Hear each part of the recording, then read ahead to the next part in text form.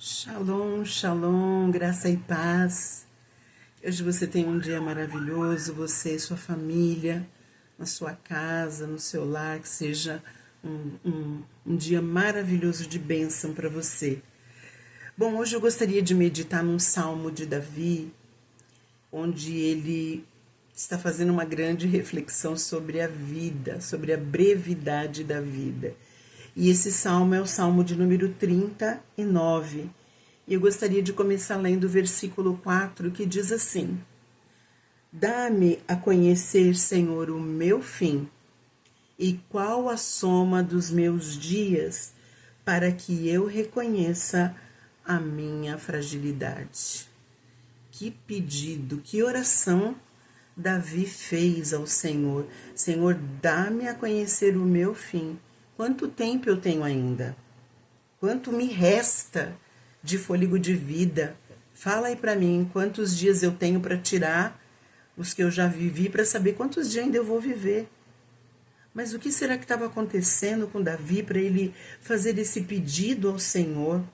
Quando nós lemos o versículo 10, fica claro para a gente que ele estava num tratamento, num processo intenso com o Senhor, porque diz assim: tira de sobre mim o teu flagelo. Pelo golpe da tua mão eu estou consumido.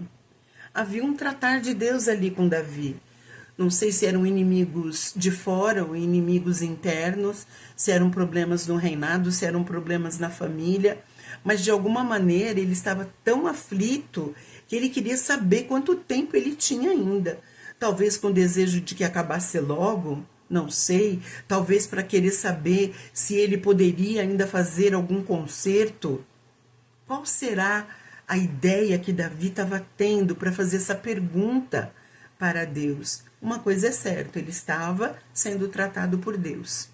E no versículo 1, nós vemos que no meio desse tratamento, Davi toma uma decisão. Ele decide ficar mudo. Ele diz assim, disse comigo mesmo: guardarei os meus caminhos para não pecar com a língua, porém mordaça a minha boca enquanto estiver na minha presença o ímpio. Então ele decidiu ficar calado, principalmente se tivesse uma pessoa que não tinha fé em Deus, não tinha discernimento de Deus, ele não queria abrir a boca diante dessa pessoa. Talvez porque sua alma estivesse amargurada, talvez porque o processo estava sendo muito doloroso. Ele falou: eu não quero falar. Mas nisso, no versículo 2, ele vai falar assim: emudeci em silêncio, calei a boca até acerca do bem, e a minha dor se agravou. Veja, tomar a decisão, de ficar em silêncio. O silêncio, ele pode ser extremamente curativo, mas ele também pode ser algo que vai trazer muito peso à sua alma. Porque quando nós não levamos esse peso, aquilo que está dentro de nós, ele disse no versículo 3 que estava ateando um fogo dentro do peito dele. Aquele silêncio que ele se impôs. Ele se impôs esse silêncio no meio daquele tratamento, no meio daquela angústia.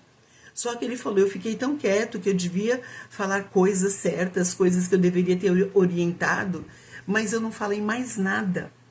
Eu fiquei quieto sobre tudo. Então, quando nós tomamos essa decisão de não levar ao Senhor, nós precisamos tomar muito cuidado, porque isso pode se transformar em amargura, em peso na nossa alma e de vez aliviar, vai fazer um mal ainda pior. Mas continuamos aqui. Depois que ele medita sobre isso, decide ficar calado, ele traz uma reflexão sobre dinheiro. Versículo 6. Com efeito, passa o homem como uma sombra, em vão se inquieta, amontoa tesouros e não sabe quem os levará. Olha só, agora Davi está olhando para todas as riquezas que ele tinha, todos os bens que ele tinha acumulado, e ele fala: para que tudo isso? O que eu vou fazer com tudo isso? Por que eu me inquietei tanto a respeito dessas coisas? Amontoar tesouros. E no fim, eu nem sei quem vai tomar posse de tudo isso, quem vai ficar com tudo aquilo que eu guardei, construí, comprei, edifiquei. Quem vai ficar com tudo isso? Ele falou, isso é coisa em vão. Eu não sei quem vai ficar com as minhas coisas. Na hora que eu fechar os olhos, aquilo que eu zelei tanto para acumular, para ter, vai perder todo o sentido. Então, ele faz uma reflexão que nós devemos também refletir. O dinheiro não vai garantir o seu futuro em termos de vida eterna. Porque o dinheiro não vai fazer você conhecer o seu futuro. O seu futuro, ele está na mão de Deus. É Deus que sabe o que vai te acontecer amanhã. É Deus que controla a quantidade de dias que você tem e o que te sobrevirá nesses dias. Então, quando ele olha para o dinheiro, ele fala, isso aqui não tem segurança nenhuma. Não traz segurança nenhuma. Eu estou aflito. Eu estou passando um processo intenso. E isso não está...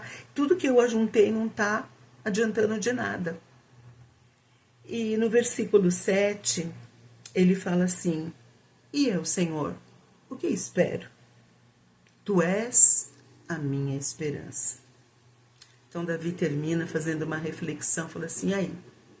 Depois de saber a quantidade de dias que eu tenho, saber que a vida é breve, saber que todo o meu esforço vai ser dissipado aí na mão de alguém, tudo aquilo que eu amontoei, a minha estratégia de silêncio não deu certo no meio dessa aflição. Então, o que tenho eu, Senhor? O que eu devo esperar? Então ele falou, o Senhor é a minha esperança. O Senhor é aquele que vai realmente me ajudar.